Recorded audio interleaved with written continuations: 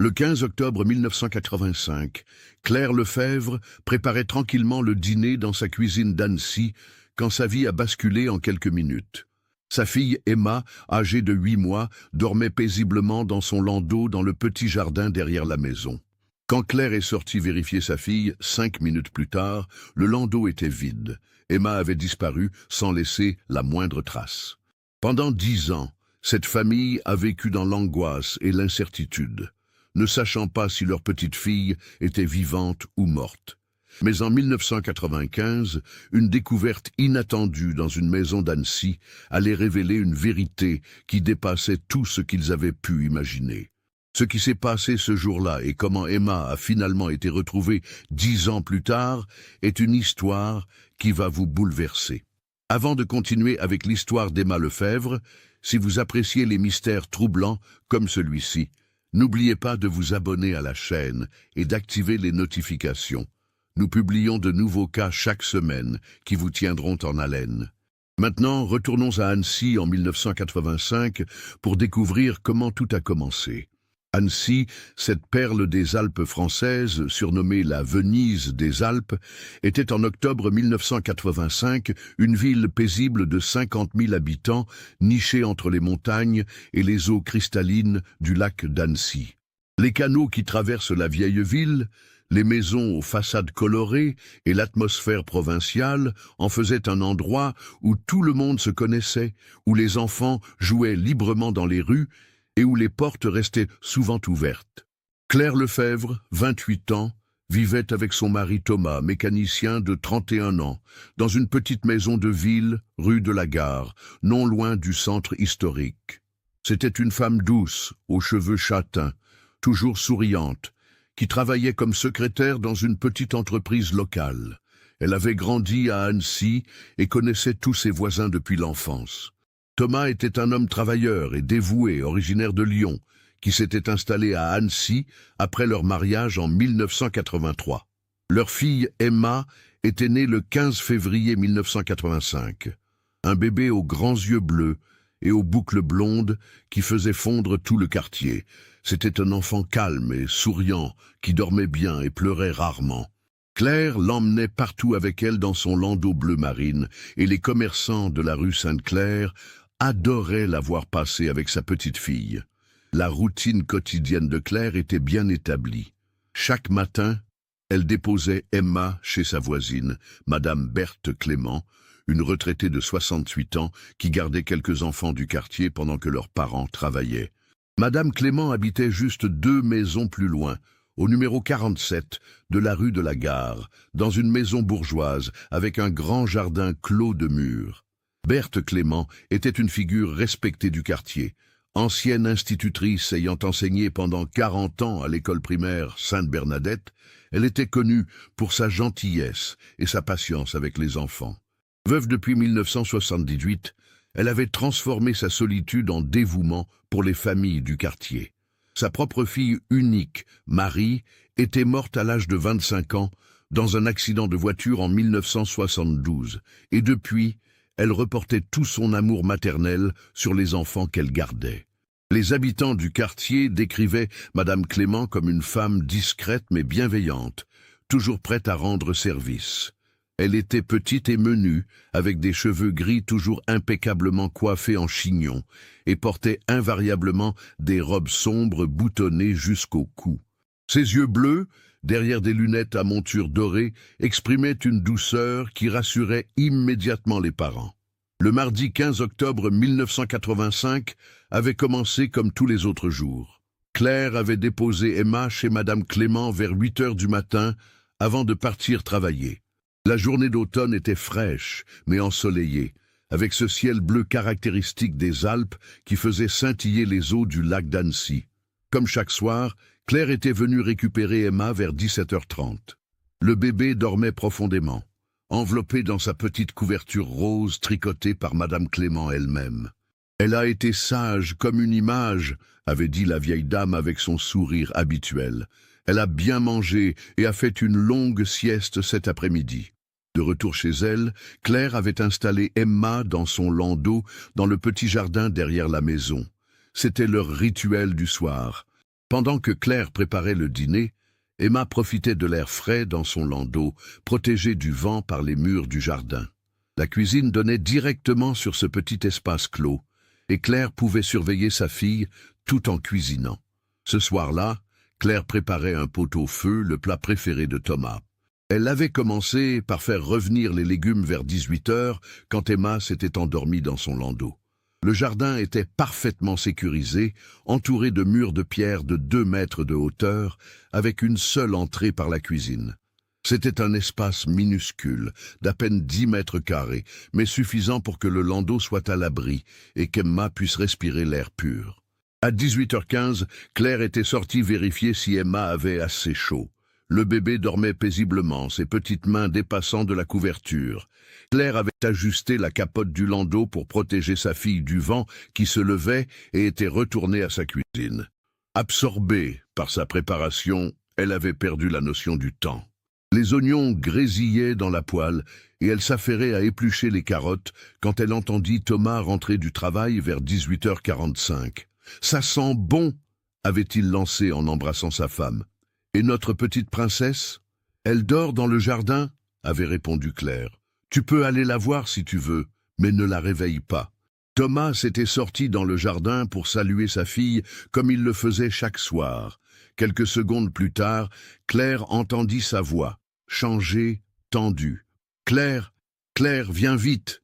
Quand elle était sortie de la cuisine, Claire avait d'abord vu Thomas immobile devant le landau vide. La couverture rose était encore là, ainsi que le petit oreiller, mais Emma avait disparu. Le landau était exactement à la même place. Rien ne semblait avoir été déplacé, mais le bébé n'était plus là. « Où est-elle » avait demandé Thomas, sa voix trahissant déjà la panique. Claire avait fouillé frénétiquement le landau, comme si Emma pouvait s'y cacher. Elle avait regardé sous les couvertures, derrière les roues, partout. Puis elle avait couru dans tout le petit jardin, cherchant des indices, une explication rationnelle. Mais il n'y en avait aucune. Les murs étaient trop hauts pour qu'on puisse les escalader facilement, surtout en portant un bébé. La seule entrée était par la cuisine, et Claire s'y trouvait en permanence. Comment quelqu'un avait-il pu entrer, prendre Emma et ressortir sans qu'elle s'en aperçoive ? Madame Henriette Favre, la voisine du numéro 52, était dans son jardin adjacent vers 18h30 quand elle avait entendu Claire crier. Séparée par un mur mitoyen d'1,50 m, elle pouvait voir une partie du jardin des Lefebvre. Elle témoignerait plus tard qu'elle n'avait rien remarqué d'anormal, aucun bruit suspect, aucune présence étrangère. « J'ai entendu Madame Lefebvre qui appelait son mari », raconterait-elle au policier. Sa voix était différente, affolée. C'est à ce moment-là que j'ai compris qu'il se passait quelque chose de grave.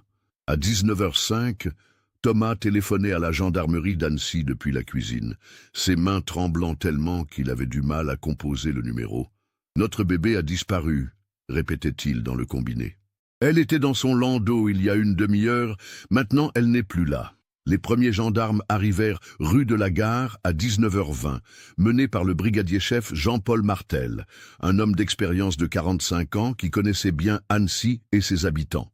L'équipe comprenait également le gendarme Alain Rousset et la gendarme Sylvie Bonnard, spécialement formés pour les affaires impliquant des enfants. Le brigadier Martel inspecta immédiatement le jardin avec une lampe torche. L'obscurité était tombée, mais l'éclairage extérieur permettait de distinguer clairement l'espace. Il nota que le landau était intact, aucun signe de lutte ou de précipitation. La couverture d'Emma était encore chaude, confirmant que le bébé avait bien été là récemment. « Madame Lefebvre » demanda le brigadier d'une voix calme mais ferme. « Vous êtes certaine de l'heure à laquelle vous avez vu votre fille pour la dernière fois ?» Claire, encore sous le choc, répondit d'une voix tremblante. « Vers 18h15, peut-être 18h20. Je suis sorti vérifier qu'elle n'avait pas froid. Elle dormait profondément. » « Et vous étiez où exactement pendant les 30 minutes suivantes ?»« Dans la cuisine, juste là, » indiqua Claire en montrant la porte vitrée. « Je préparais le dîner. Je n'ai pas quitté la cuisine, je le jure. » Le gendarme Rousset examina minutieusement les murs du jardin. Ils mesuraient effectivement 2 mètres de hauteur, étaient en parfait état, sans aucune prise permettant de les escalader facilement. De plus, pour sortir avec un bébé, il aurait fallu d'abord le hisser par-dessus le mur, puis escalader soi-même, une manœuvre pratiquement impossible à réaliser en silence. La gendarme Bonnard interrogea les voisins immédiats. Madame Favre confirma qu'elle n'avait rien vu ni entendu d'anormal jusqu'au cri de Claire. Monsieur Roland Petit, qui habitait en face au numéro 51, était dans son salon qui donnait sur la rue et n'avait remarqué aucun véhicule suspect, aucun mouvement inhabituel. Le plus troublant était l'absence totale d'indices. Aucune empreinte dans la terre humide du jardin, aucun objet oublié, aucune trace de passage. C'était comme si Emma s'était volatilisée. À 21h, le commissaire Pierre Durand de la police judiciaire d'Annecy prit personnellement en charge l'enquête. C'était un homme méticuleux de 52 ans, avec 30 ans d'expérience, qui n'avait jamais eu affaire à la disparition d'un bébé dans des circonstances aussi mystérieuses.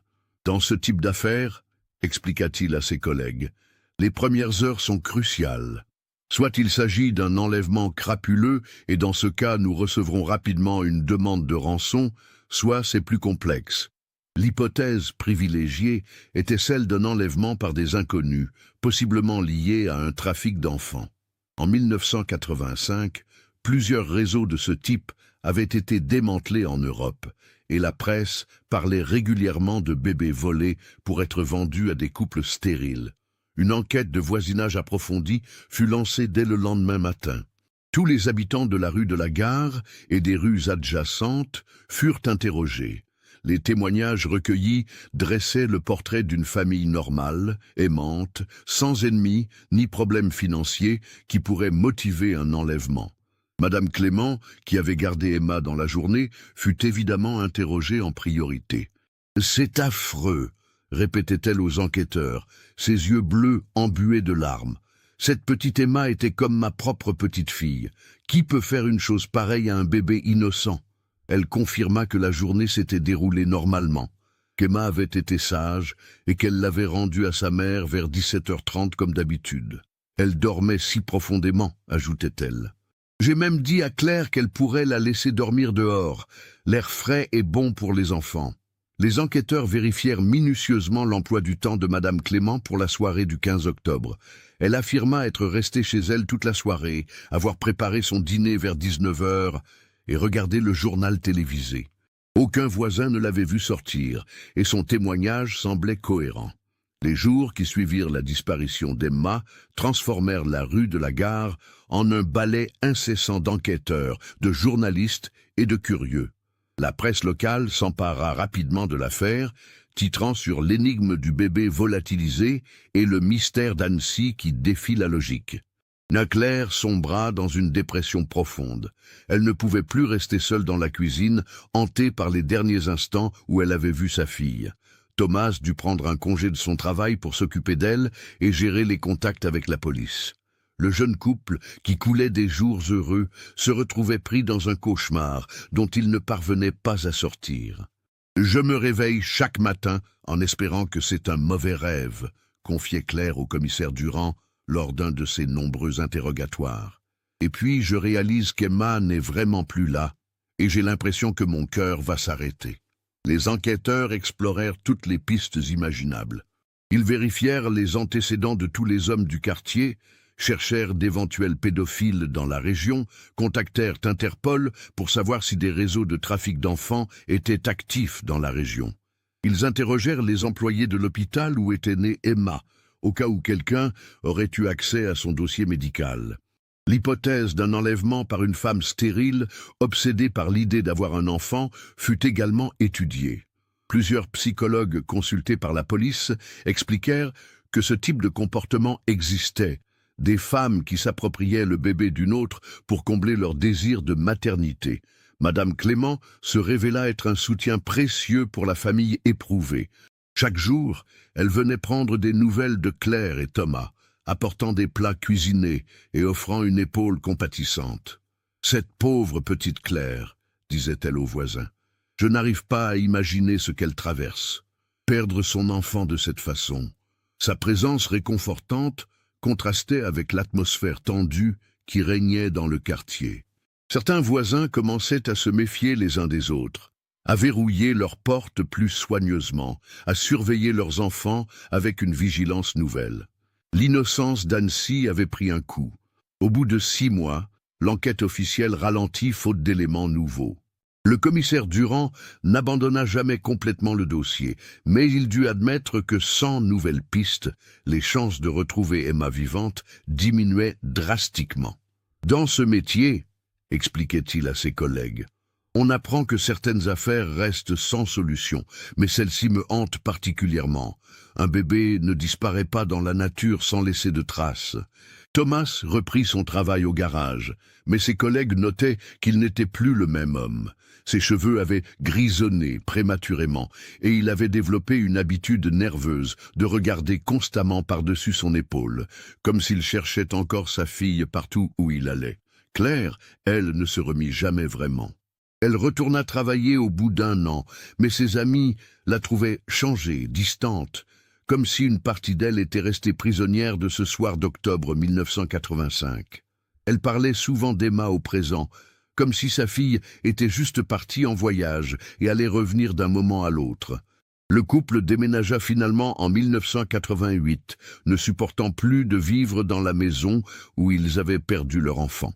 Ils s'installèrent dans un appartement du centre-ville d'Annecy, près de la vieille ville, espérant qu'un changement d'environnement les aiderait à tourner la page. Mais Madame Clément resta en contact avec eux. Elle leur rendait visite régulièrement, toujours avec la même gentillesse, la même compassion. « Vous ne devez jamais perdre espoir », leur répétait-elle. « Emma est quelque part, j'en suis certaine. Un jour, vous la retrouverez. » Ces paroles, prononcées avec une conviction troublante, réconfortaient Claire tout en l'intriguant. Comment cette vieille dame pouvait-elle être si sûre qu'Emma était encore vivante? Mais dans sa détresse, Claire s'accrochait à tous les espoirs, même les plus fragiles. Les années passaient, et la vie à Annecy reprenait peu à peu son cours normal. Les nouveaux habitants de la rue de la Gare ne connaissaient pas l'histoire d'Emma, et les anciens en parlaient de moins en moins. Seule Madame Clément semblait maintenir vivace le souvenir de la petite fille disparue. Elle avait pris l'habitude de se promener chaque soir dans le quartier, s'arrêtant parfois devant l'ancienne maison des Lefebvre, désormais occupée par une famille de Lyonnais. Les voisins s'étaient habitués à cette silhouette familière qui arpentait les rues d'un pas lent mais déterminé, comme si elle cherchait quelque chose ou quelqu'un. Madame Clément vieillit, se disaient les habitants. Depuis la disparition de la petite Emma, elle n'est plus tout à fait la même. Cette histoire l'a beaucoup marquée. Effectivement, la vieille dame avait changé. Elle était devenue plus secrète, plus distante avec les nouveaux enfants qu'elle gardait. Elle ne proposait plus ses services aussi spontanément et semblait préférer la solitude de sa grande maison. Mais personne ne s'inquiétait vraiment. Après tout, elle approchait des 80 ans et méritait bien de ralentir son rythme. En mars 1995, 10 ans presque jour pour jour après la disparition d'Emma, la municipalité d'Annecy décida de rénover le quartier de la rue de la Gare. Le projet incluait la démolition de plusieurs vieilles maisons vétustes pour construire un petit parc public et moderniser les canalisations. Madame Clément, maintenant âgée de 78 ans, apprit avec amertume que sa maison était sur la liste des bâtiments à démolir. La municipalité lui proposa un relogement dans une résidence pour personnes âgées, mais elle refusa catégoriquement. « Je ne quitterai jamais cette maison », déclarait-elle à qui voulait l'entendre. « J'y ai passé toute ma vie. J'y mourrai. » Les travaux de démolition des maisons voisines commencèrent en septembre 1995. Madame Clément, de plus en plus isolée, regardait tristement disparaître le quartier qu'elle avait connu toute sa vie. Les bulldozers et les pelleteuses transformaient peu à peu le paysage familier en un chantier poussiéreux. C'est le contremaître des travaux, Michel Arnaud, qui fit la première découverte troublante. En démolissant la maison du numéro 49, juste à côté de chez Madame Clément, les ouvriers tombèrent sur une cave secrète qui ne figurait sur aucun plan. Cette cave, accessible uniquement par un passage étroit dissimulé derrière une cloison de briques, contenait plusieurs objets étranges. On a trouvé des affaires de bébé, expliqua Michel Arnaud au maire adjoint, venu constater la découverte. Des vêtements, des jouets et aussi des papiers bizarres. Ça a l'air daté des années 80. Parmi les objets découverts se trouvait un petit pyjama rose de la taille d'un bébé de 8 mois. Plusieurs biberons encore dans leurs emballages, des couches de marque Pampers du modèle qui existait en 1985 et surtout un carnet de notes manuscrites qui allait bouleverser l'enquête. Le carnet, relié en cuir brun, contenait ce qui ressemblait à un journal intime, écrit d'une écriture soignée. Les premières pages, datées d'octobre 1985, racontaient l'histoire d'une femme âgée qui avait sauvé un bébé abandonné et décidé de l'élever comme sa propre petite-fille. 15 octobre 1985. Je n'ai pas pu la laisser pleurer toute seule dans ce jardin. Sa mère était trop occupée dans sa cuisine pour s'en occuper correctement. Un bébé a besoin d'amour et d'attention constante. Je l'ai prise avec moi. Elle sera mieux avec moi. Les pages suivantes décrivaient minutieusement comment l'auteur du journal avait organisé son plan. Elle avait surveillé les habitudes de la famille Lefebvre pendant des semaines, connaissait parfaitement les moments où Claire laissait Emma seule dans le jardin. 20 octobre 1985. Emma s'habitue bien à sa nouvelle vie. Elle ne pleure presque plus. Je lui ai acheté de nouveaux vêtements et elle est magnifique. Personne ne viendra la chercher ici. Elle est en sécurité avec moi. Michel Arnaud, troublé par sa découverte, appela immédiatement la police. Le commissaire Durand, toujours en poste mais proche de la retraite, se rendit sur place dans l'heure qui suivit. Quand il ouvrit le carnet et lut les premières lignes, ses mains se mirent à trembler. « Après 10 ans, murmura-t-il à son adjoint, on va peut-être enfin savoir ce qui est arrivé à Emma Lefebvre. » L'enquête reprit immédiatement avec une intensité nouvelle. Le commissaire Durand fit évacuer et fouiller entièrement la cave secrète. Les techniciens de la police scientifique découvrirent d'autres éléments troublants, des certificats de naissance vierges, des tampons officiels manifestement falsifiés, et surtout des photographies d'une petite fille blonde qui grandissait au fil des années. Les photos étaient datées et annotées au dos. Emma, 1 an, Emma, 2 ans, et ainsi de suite jusqu'à Emma, 9 ans, pour la plus récente. La ressemblance avec les parents Lefebvre était frappante. Les mêmes yeux bleus, les mêmes boucles blondes que Claire avait dans sa jeunesse. Le journal révélait une planification minutieuse qui glaçait le sang. L'auteur y décrivait comment elle avait profité de sa position de confiance pour observer la famille, comment elle avait calculé le moment optimal pour agir, et surtout, comment elle avait préparé une nouvelle identité pour l'enfant. 25 octobre 1985, j'ai commencé les démarches pour lui obtenir de nouveaux papiers. Elle s'appellera Amélie Martin, et je serai sa grand-mère qui l'élève depuis la mort de ses parents dans un accident de voiture. Personne ne posera de questions. Le plan était d'une simplicité diabolique. L'auteur avait créé une histoire plausible, une grand-mère qui recueille sa petite-fille orpheline, et falsifié les documents nécessaires. En 1985, les vérifications administratives étaient moins strictes qu'aujourd'hui, et il était relativement facile de créer une nouvelle identité pour un enfant. Plus troublante encore, le journal révélait que l'enlèvement d'Emma n'était pas un acte impulsif, mais l'aboutissement d'une obsession qui durait depuis des années. L'auteur y décrivait sa douleur de ne pas avoir d'enfant, sa solitude après la mort de sa fille et sa conviction grandissante qu'elle méritait d'avoir un bébé à aimer. 3 novembre 1985. Emma me sourit maintenant quand elle me voit. Elle commence à m'appeler grand-maman. C'est le plus beau mot que j'ai jamais entendu. Elle était destinée à être ma petite fille, j'en suis certaine maintenant. Le commissaire Durand réalisa rapidement que l'écriture du journal lui disait quelque chose. Il demanda aux archivistes de sortir tous les témoignages recueillis en 1985 et compara l'écriture avec les déclarations manuscrites des témoins. La concordance était parfaite. Le journal avait été écrit par Berthe Clément. La vieille dame respectée, qui avait consolé les parents éplorés, qui avait aidé la police dans ses recherches, qui avait maintenu l'espoir de retrouver Emma vivante, était en réalité la ravisseuse. Pendant 10 ans, elle avait vécu avec son secret, observant la douleur qu'elle avait causée tout en élevant l'enfant volé comme sa propre descendance. « Comment a-t-elle fait ?» se demandait le commissaire Durand. « Comment a-t-elle pu prendre Emma dans ce jardin fermé sans que Claire s'en aperçoive ?» La réponse se trouvait dans les dernières pages du journal, celle que Madame Clément avait écrite des années plus tard, quand Emma était devenue assez grande pour comprendre son histoire. 1990. Emma a maintenant 5 ans et commence à poser des questions sur ses parents.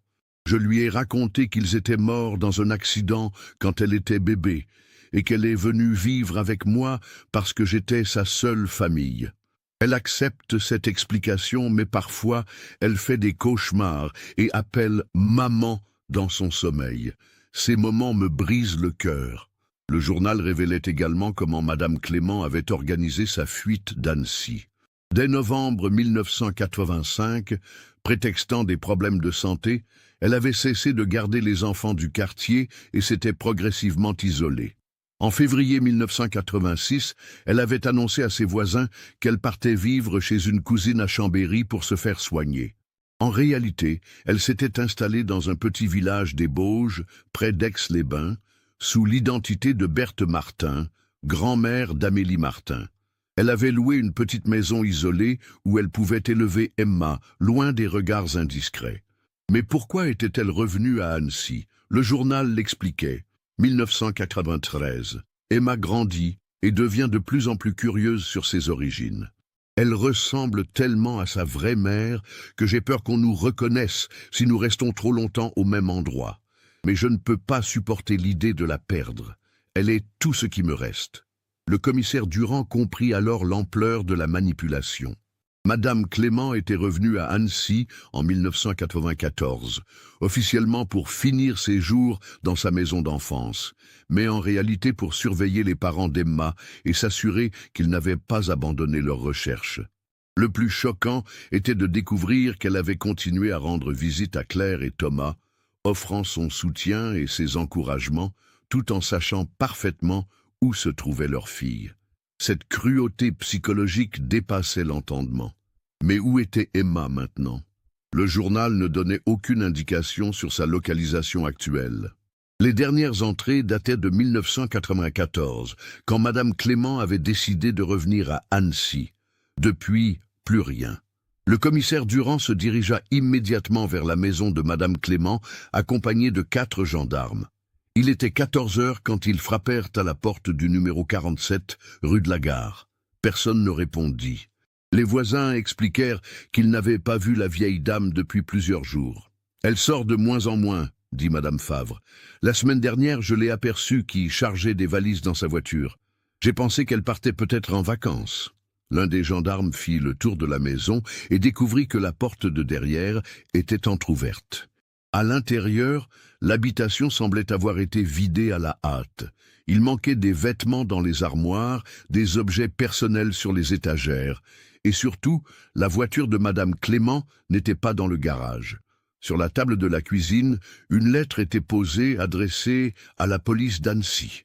Le commissaire Durand l'ouvrit avec des mains tremblantes. « Messieurs les policiers, si vous lisez cette lettre, c'est que vous avez découvert mon secret. J'avais prévu ce jour depuis longtemps. Emma et moi sommes partis loin d'ici, dans un endroit où vous ne nous trouverez jamais. Je ne regrette rien de ce que j'ai fait. Emma était négligée, abandonnée dans ce jardin pendant que sa mère cuisinait. Moi je l'ai aimée chaque jour de ces 10 années comme aucune mère n'a jamais aimé son enfant. Elle ne vous connaît pas. Pour elle, je suis sa seule famille. Lui enlever cela maintenant serait la vraie cruauté. Berthe Clément. Un avis de recherche fut immédiatement lancé dans toute la France pour retrouver Berthe Clément et Emma, maintenant âgées de 10 ans. La description de la voiture, une Peugeot 305 bleue, immatriculée 74 et 74, fut diffusée à tous les postes de police et de gendarmerie. Claire et Thomas, prévenus par téléphone, arrivèrent au commissariat dans un état de choc total. Apprendre que leur fille était vivante, qu'elle avait grandi à quelques kilomètres d'eux pendant des années et que la femme qui les avait consolés était en réalité la ravisseuse, dépassait leur capacité de compréhension. 10 ans, répétait Claire en sanglotant. 10 ans qu'elle nous faisait croire qu'elle compatissait, qu'elle espérait avec nous.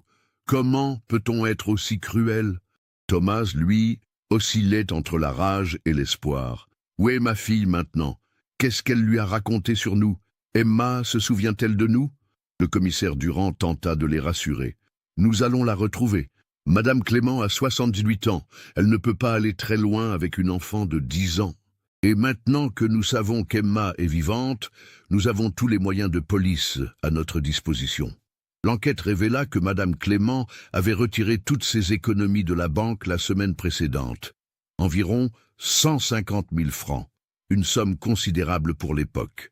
Elle avait également vendu discrètement plusieurs bijoux de famille, laissant penser qu'elle préparait sa fuite depuis longtemps.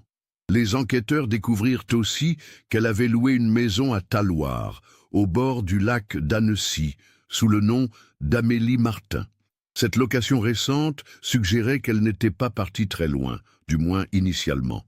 Le 12 octobre 1995, 3 jours après la découverte du journal, un gendarme de Thônes, petit village de montagne à 20 km d'Annecy, signala avoir vu la Peugeot recherchée garée devant l'église.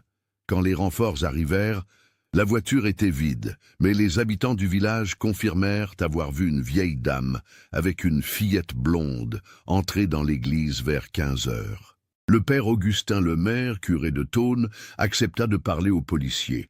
Elles sont venues pour la confession. La dame âgée semblait très troublée.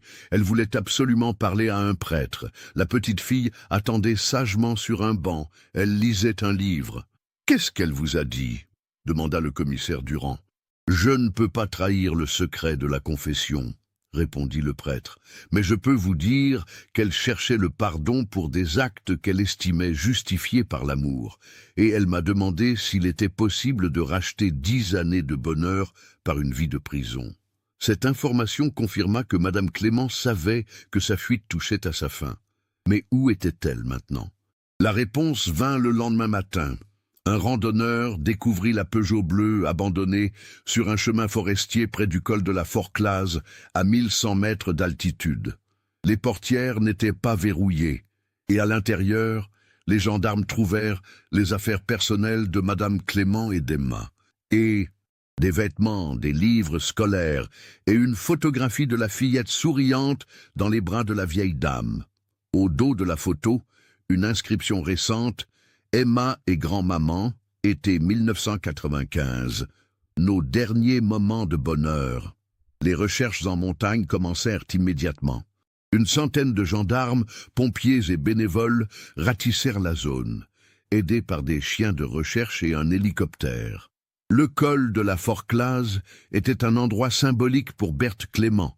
C'était là qu'elle emmenait souvent sa vraie fille Marie pour des pique-niques avant l'accident fatal de 1972. C'est vers 16 heures que les chiens signalèrent une piste menant vers une ancienne cabane de berger à 2 km du col. La cabane, en pierre et bois, était abandonnée depuis des années, mais semblait avoir été récemment occupée. Le brigadier-chef Martel, qui dirigeait les recherches, s'approcha prudemment de la cabane. À travers la fenêtre, il aperçut une vieille dame assise sur une chaise branlante, tenant dans ses bras une fillette blonde qui dormait. « Madame Clément » appela-t-il doucement.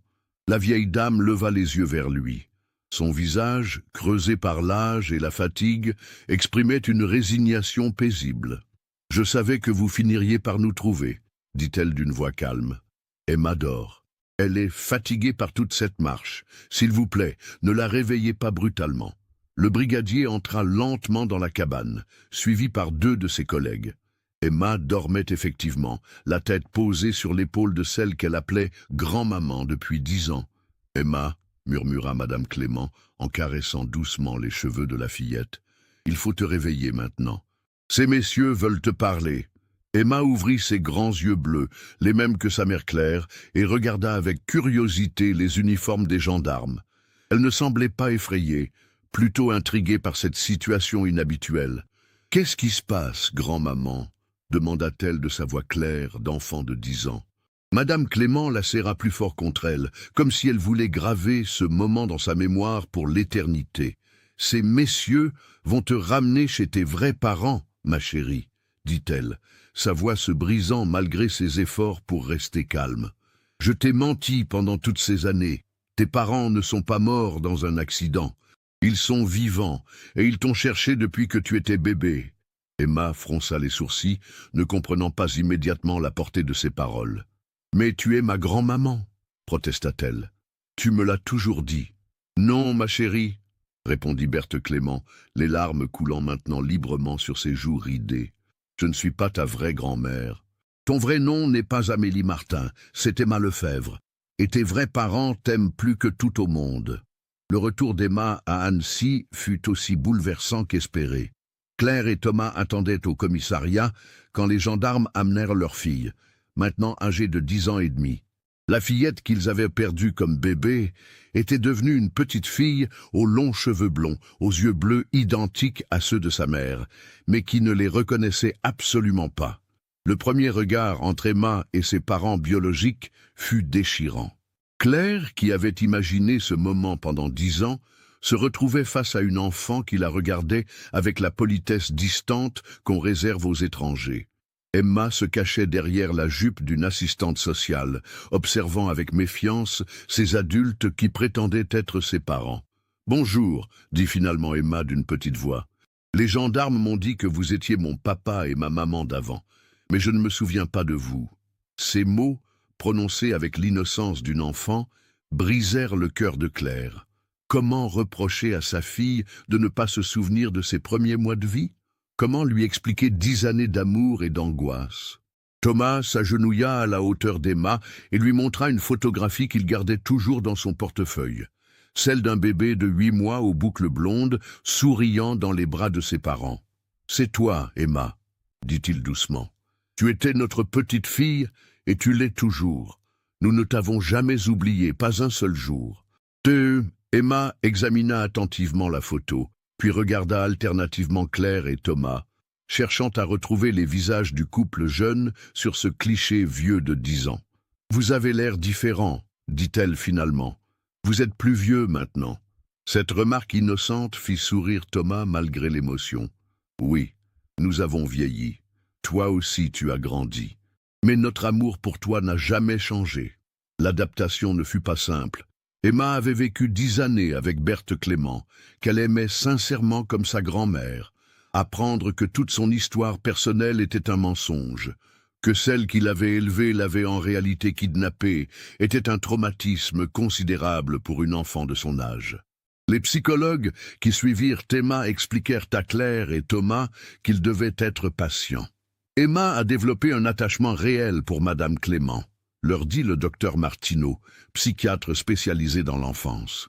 Pour elle, cette femme n'est pas une kidnappeuse, c'est la personne qui l'a nourrie, protégée et aimée pendant 10 ans. Il faudra du temps pour qu'elle comprenne et accepte sa vraie histoire. Emma posait beaucoup de questions sur Madame Clément. Où est grand-maman maintenant?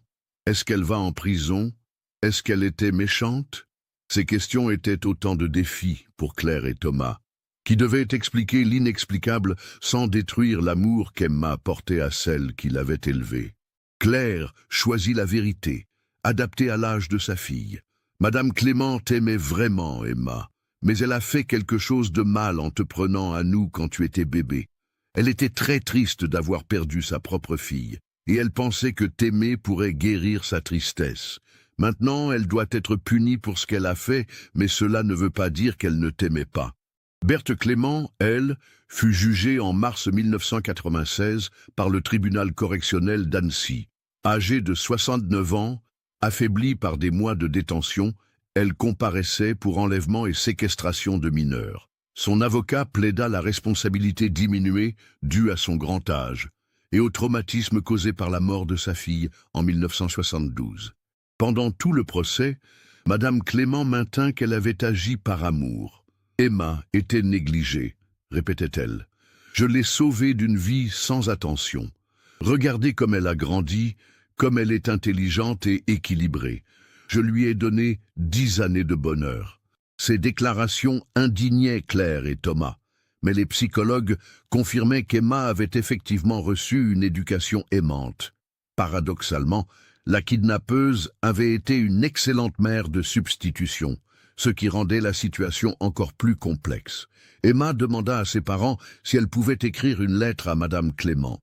Cette demande les troubla, mais ils acceptèrent, comprenant que leur fille avait besoin de faire ses adieux à celle qui avait été sa figure maternelle pendant une décennie. « Chère grand-maman », écrivait Emma de son écriture soignée de CM2, « les gendarmes m'ont expliqué que tu avais fait quelque chose de mal en me prenant à mes vrais parents. Je ne comprends pas tout, mais je veux que tu saches que je ne t'oublie pas.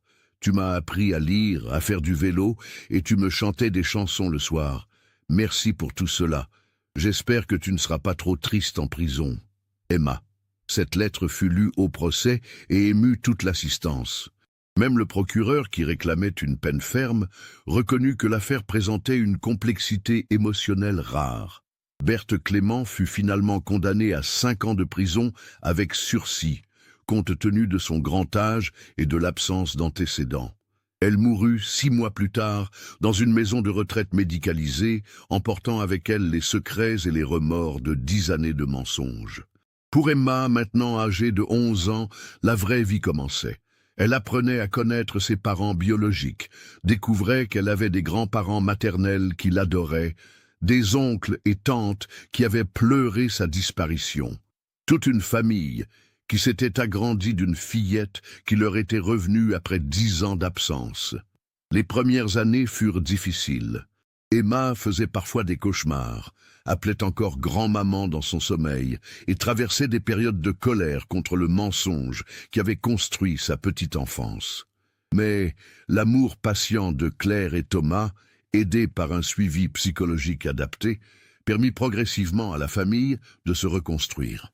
Emma conserva quelques objets que Madame Clément lui avait donnés, des livres, une poupée, une petite chaîne en or, non par nostalgie pour la kidnappeuse, mais parce qu'ils faisaient partie de son histoire personnelle. Claire et Thomas comprirent qu'ils ne pouvaient pas effacer 10 années de la vie de leur fille, et qu'ils devaient accepter que Berthe Clément ait fait partie de son développement. Aujourd'hui, Emma Lefebvre est une jeune femme épanouie, qui a choisi de devenir psychologue pour enfants, inspirée par sa propre expérience. Elle garde un souvenir complexe de Berthe Clément, ni haine ni amour inconditionnel, mais la reconnaissance que cette femme troublée lui a donné une enfance heureuse, même si elle était construite sur un crime. Cette histoire bouleversante nous rappelle que derrière les actes les plus inexplicables se cachent parfois des douleurs profondes qui peuvent pousser des personnes apparemment respectables vers l'irréparable. Elle nous interroge aussi sur la nature de l'amour parental et sur la capacité de résilience des enfants face aux traumatismes les plus complexes. Qu'avez-vous pensé de cette histoire troublante? Pouvez-vous comprendre les motivations de Berthe Clément sans pour autant excuser ses actes? Comment une famille peut-elle se reconstruire après 10 années de séparation? Partagez vos réflexions dans les commentaires ci-dessous. Si ce type d'enquête vous passionne et que vous voulez découvrir d'autres mystères familiaux, n'oubliez pas de vous abonner à la chaîne et d'activer les notifications. Laissez un like si cette histoire vous a marqué et partagez-la avec quelqu'un qui s'intéresse aux affaires criminelles françaises. Car c'est en comprenant ces drames humains que nous pouvons mieux protéger nos enfants et nos familles.